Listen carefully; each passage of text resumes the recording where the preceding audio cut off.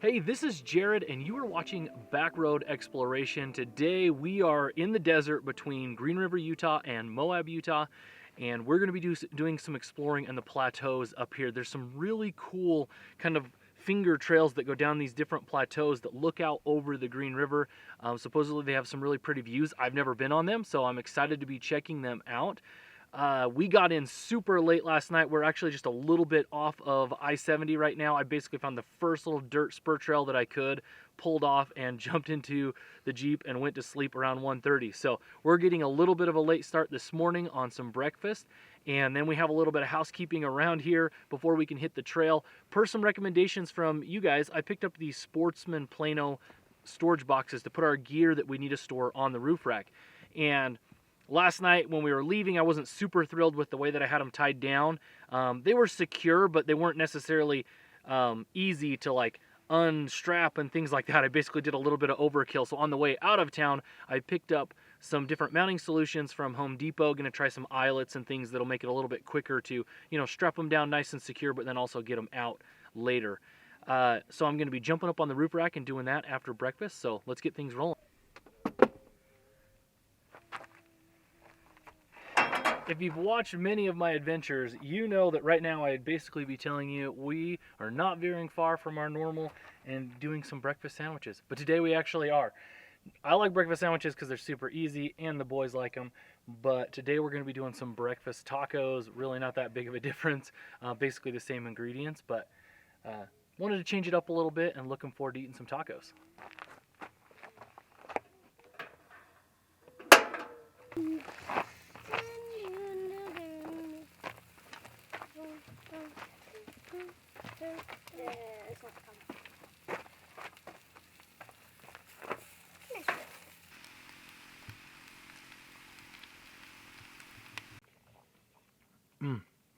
I definitely approve of breakfast tacos. Now, if Lauren was here, they would definitely be better. We would have some nice grilled up vegetables in there, but it's pretty dang good too. All right, I talked earlier about these Plano boxes. Many of you already know what they are because you gave me the suggestion to get these ones, but I'm really excited. These are the Sportsman's one. There's a couple things I like about them. They're really inexpensive, which is nice, and they seem like they're going to be pretty durable. We'll see. This is our first trip, so I'll do a more long-term review after I've used them a bunch, but I think they were like $24 or something like that, maybe 26 with shipping, but pretty good size. I can put a lot of stuff in there. They have these nice clamp down lids, which I think is really cool. And you can actually, they have little holes here so that you could actually put in like a lock or something like that if you wanted to. But they, on the inside, I've heard some people have problems with them getting a little bit of water in every once in a while. So basically everyone suggests putting in some weather stripping. So just bought some weather stripping, put that in the inside. You have to push down pretty good to clamp it with the weather stripping in there. So I'm thinking they will do pretty well. Now, I'm not planning on submerging them or anything. We actually don't get a ton of rain here in Utah, but as long as when we're, if we get caught in a rainstorm, stuff isn't getting wet, I'm going to be pretty happy that way. So pretty excited about these. Definitely going to help me take better advantage of the roof rack. And one thing that I'm excited about is I think I can fit 4 of them. I only bought 2 because I wanted to try them out. I think I'll be able to fit 4 of them across the roof rack. So the plan is on the outsides to put kind of stuff that I need, like light stuff, like I'll put a lot of our sleeping gear in it, stuff that I want quick access to. And then on the inside too, I'll probably put some of the stuff that like it's nice to have with us on the trip, but stuff that we don't use very often that I'm not planning on using. So then that way I can just kind of leave those 2 in place, not mess with them unless we absolutely have to. And then I can have the other ones on the outside. So I want to just give you a look at what I've actually been putting in here. The plan is to put lightweight things that we use regularly but are bulky up on the roof rack. I don't necessarily want to load the roof rack up with a ton of heavy things. So I'm planning on using these for like sleeping gear and other things that we do use a lot, but aren't necessarily heavy and going to change, make the Jeep even more top heavy than it already is. I'm a huge proponent. Use the equipment you have, and then you're going to find flaws in it. You're going to find things that you want to change and make adaptations, but the most important money that you can spend, in my opinion, is adventure gas. So if passing up on a you know, really fancy sleeping bag is going to allow you to buy 2 or 3 weekend adventures of gas, do that. You're going to get more use out of that, and it's likely that the stuff that you have on hand is going to work. This is a house style bag. I have been using these with my boys for years. Wyatt actually has just barely upgraded to a different bag because he's getting a little bit big for the house style bag. It was down into the 30s last night. Jackie was fine. He sleeps next to me with my big sleeping bag, so it's not like he was cold. This is a fancier, nicer sleeping bag. I got this as a gift from work. It's really good for like backpacking, motorcycle adventures, things like that.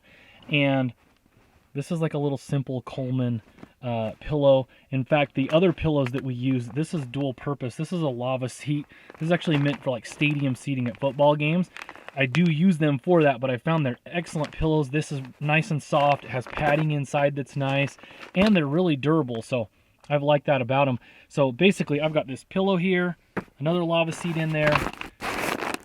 So I've got 3 pillows, our 3 pillows, Wyatt's sleeping bag, Jackson's sleeping bag. You can see that my sleeping bag, it's about on its last day. I've been using this thing since I was 14 years old. I actually love it. It's great, except for it's not great for camping out of the Jeep because it is so bulky. In fact, a lot of times, like if Lauren's not coming with us, I will stuff this and it takes up all of the foot room underneath her seat. So I do not like mummy bags. They are way too claustrophobic for me. I've been looking into picking up a down quilt, but some of those are really expensive, like $300. So I've seen a couple on Amazon that are whatever you want to call quote unquote knockoffs that have some pretty good reviews, and they're like $60. I'm going to try one of those and see if I like it, because I do want to save a little bit. I would really like to have all of our sleeping gear, mine and the boys, all in one of these Plano boxes. And then that way when Charlotte and Lauren come with us, we can use another one for their gear, and then all of our sleeping gear is not inside the vehicle taking up a bunch of space. Cool wash, huh? Yeah. Can you see where the water cuts through right here when there's like flash flooding? Cool.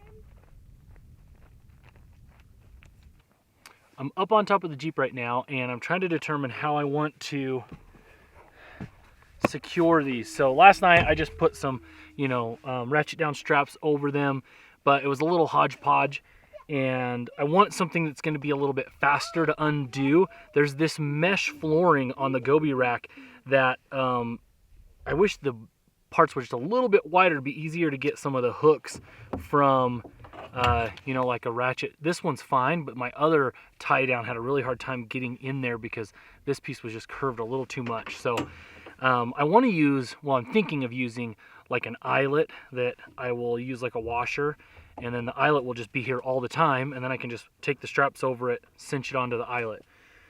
But I'm not sure if that will work, and I didn't bring any Loctite. I did buy some eyelets, but I'm worried that the vibration is going to make those eyelets come out. So I think I'm going to do something else just for today, and that will be good enough. So here's what I'm thinking. All right, like I said, I think I'll eventually be able to put 4 in here. Maybe I won't. It's looking like 4 will be really tight, but I've kind of got these straps I have are 10-footers, and there's just a little bit too much excess, so I'm going to mess with those, maybe trim them up so they're a little shorter so I have less extra, you know, tie down strap. But I'm liking this setup. What I decided to do so that it's kind of portable and modular is I've got these little hooks like this that just go around the mesh, and then the tie down goes into those. I'm not sure how they will go, if they will rattle a bunch, but I'm gonna give it a try. I don't think they will. They're really tight right now. Obviously, if I didn't have stuff tied down, I'm gonna take them off. But that's what I like, is they're modular. I can unhook them and change up the configuration, and then that way I don't have like an eyelet that's there all the time and only works for one configuration. Now, depending on what I end up doing, if I end up going with 2 or 3 or 4, I may use an eyelet like a more permanent situation, but these were really easy to hook up. Just run the straps over it crisscross so you have protection from both front and side winds. Pretty happy with that. We'll give it a try, see how it goes today. making our way down Ruby Ranch Road. I believe there's a campground down here. We're not going to stop at it, but I thought we would check out the Green River. I don't know how close we can get to it. From the map, it looks like we might be able to get right down pretty close to it. So definitely a lot of off-road activity around here. I've seen where a bunch of those trucks were going, where people are taking their dirt bikes and side-by-sides and Jeeps and stuff. So really cool terrain out here. There'd be a lot of great places to camp, way better than where we camped last night, clearly, but you never know. I've never been on this road, so all new.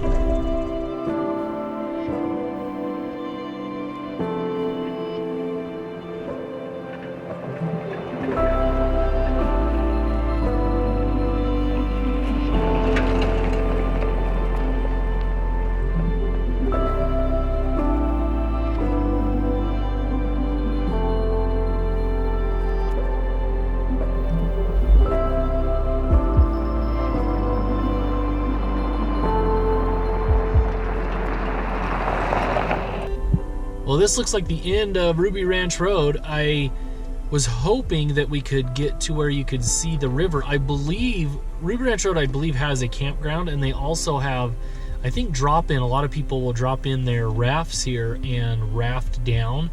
I've never been here, but I've read about it. But anyways, I was hoping we'd get a little bit closer, but they've got a gate up and it's private property, so we're going to turn around and go check out Whitewash Sand Dunes. So there's Whitewash Sand Dunes. It's an open OHV area. I have lived here my entire life and I don't ever remember hearing about this, but it looks pretty cool. There's a bunch of places to ride around on your quads, dirt bikes. Some people out here in their SUVs checking things out. It's cool.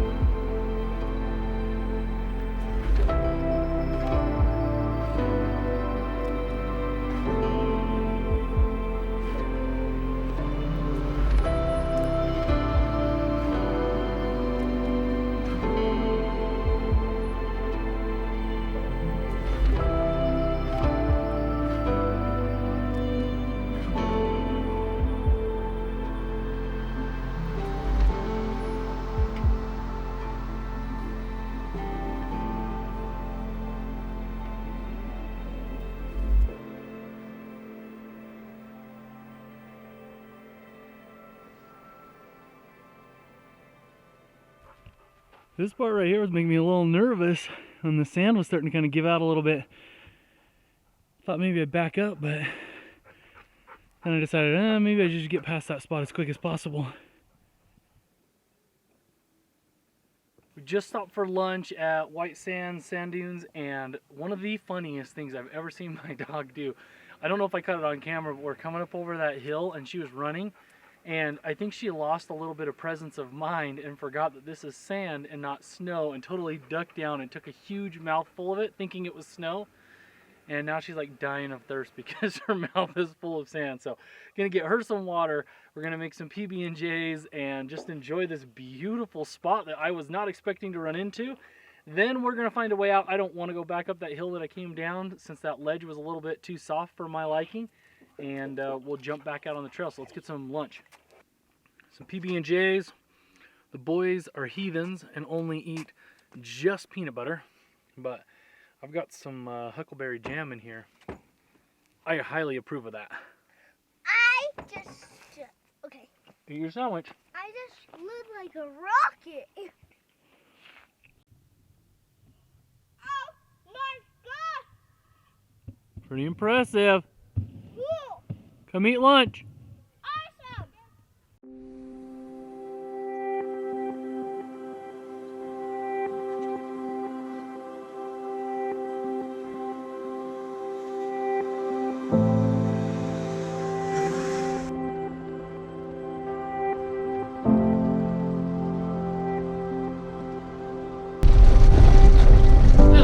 This is, I assume it's part of like mining operations, some type of oil rigging or something like that.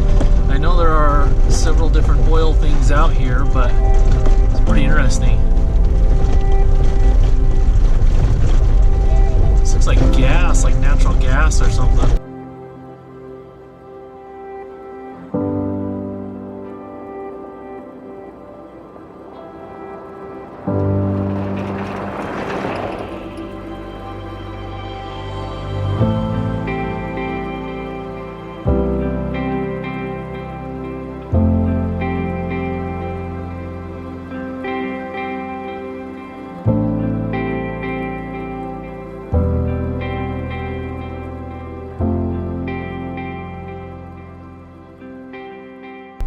are few things in this world that I love more than a nice, flowy sand remote track. This has been really, really cool. It's, you know, you can see how it's kind of cut in on the sides where, you know, vehicles just over time are wearing down the road, and it's just this nice, flowy, soft sand. It's just, yeah, this for me, it's probably my favorite type of terrain, just cruising through a track like this where we are out in a remote area and it's really flowy and soft. Beautiful red rocks on the sides of us. I love it. It took longer to get here than I was thinking it would. It's 4:30. It's been getting dark here around 5:30, and I really wanted to get here before dark. So I didn't get as much footage on the way in as I was wanting to, but I'll get a bunch of that tomorrow on the way out. And this view is so worth it. Check this out.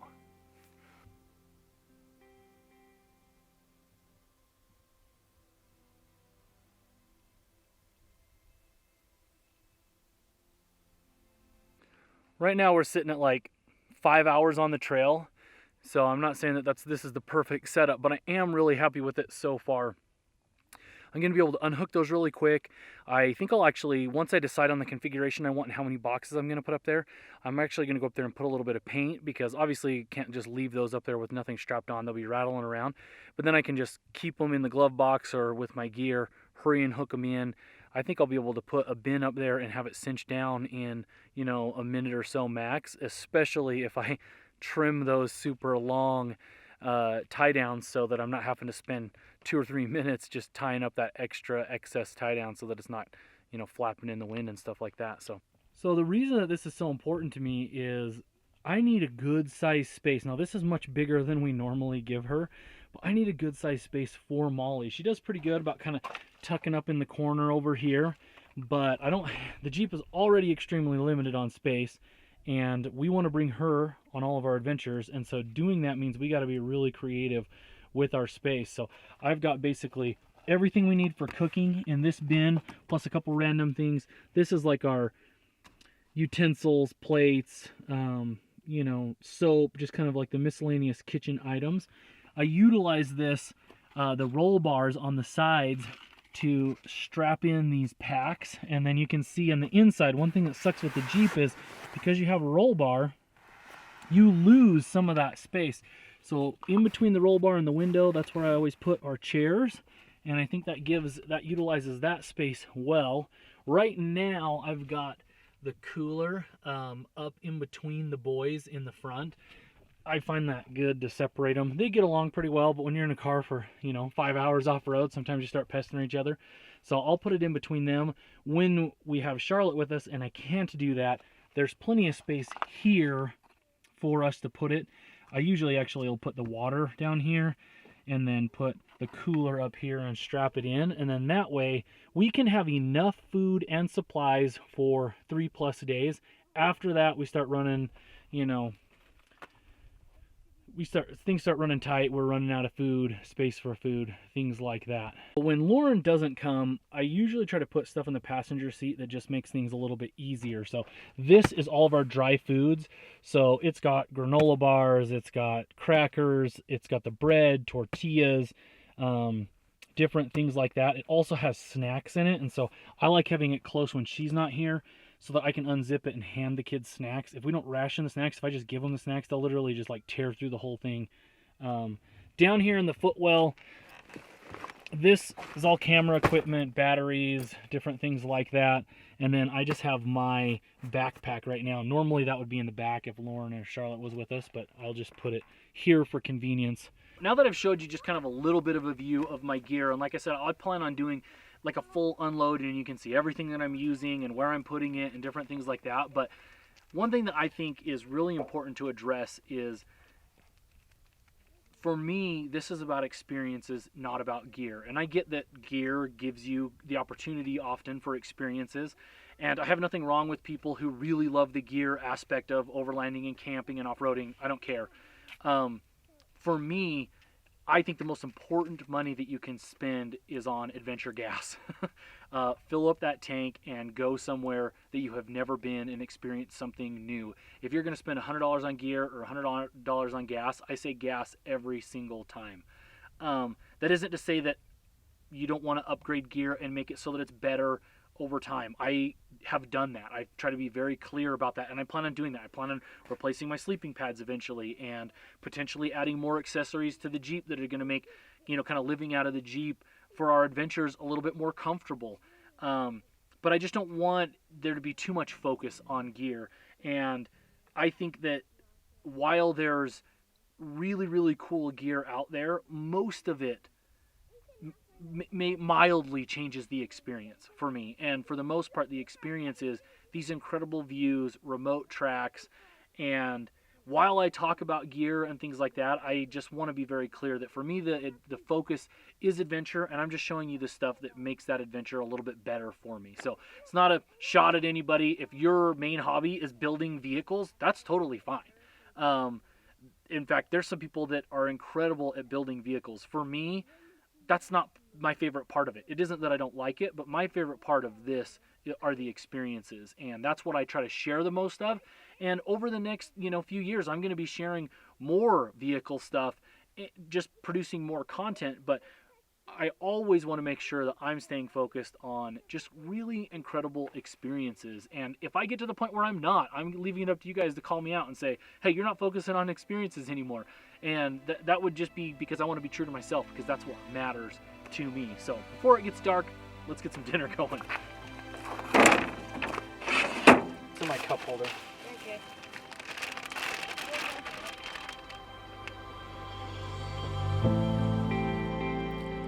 That wraps up another adventure. If you enjoyed this video, make sure to hit that like button. Also subscribe so that you can catch part 2 as we head deeper into the desert and spend the entire day off-road. If you want to follow me on the day-to-day, you can do so at Instagram at BackroadExploration. Thanks for watching.